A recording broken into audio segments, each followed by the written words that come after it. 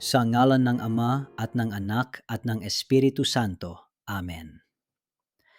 Mabuting Ama sa langit, maraming salamat po sa panibagong umagang ipinagkaloob ninyo sa akin. Salamat sa hiningang aking tinatanggap, sa tibok ng aking puso, at sa panibagong pagkakataong mabuhay ayon sa inyong banal na kalooban. Panginoon, bago ko harapin ang mga gawain sa araw na ito, nais ko munang ialay sa inyo ang aking puso, isip at kaluluwa.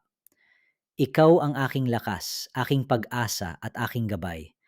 Wala akong magagawa kung wala ang inyong biyaya. Ama, hinihiling ko ang inyong pagpapala sa aking tahanan at sa bawat miyembro ng aking pamilya. Ingatan ninyo kami laban sa anumang kapahamakan, sakit, aksidente at lahat ng uri ng kasamaan.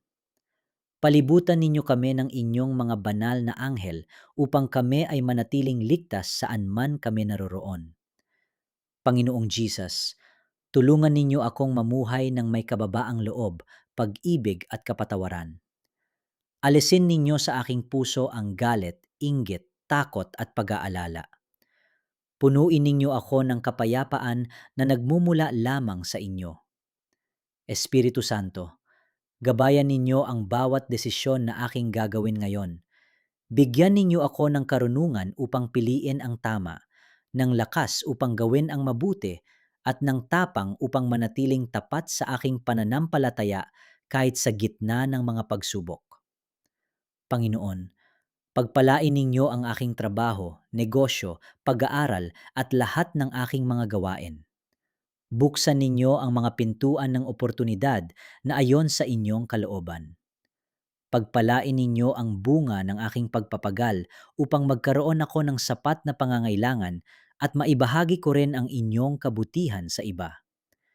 Kung may mga pagsubok na darating sa araw na ito, tulungan ninyo akong manatiling matatag. Turuan ninyo akong magtiwala sa inyo kahit hindi ko naunawaan ang lahat ng nangyayari.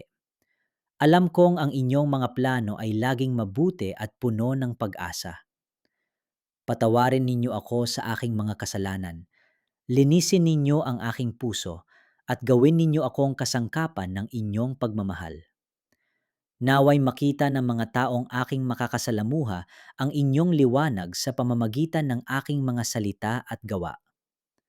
Panginoon, ipinapanalangin ko rin ang lahat ng nanonood at nakikiisa sa panalangin ito.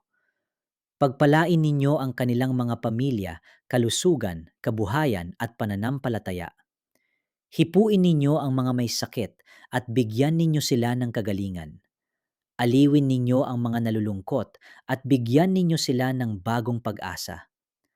Pagkalooban ninyo ng kapayapaan ang mga pusong nababalisa at lakas ang mga pinanghihinaan ng loob.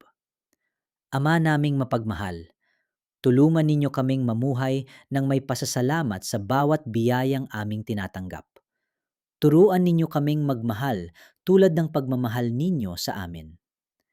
Naway maging tapat kaming mga saksi ng inyong kabutihan sa aming tahanan, trabaho, paaralan at komunidad.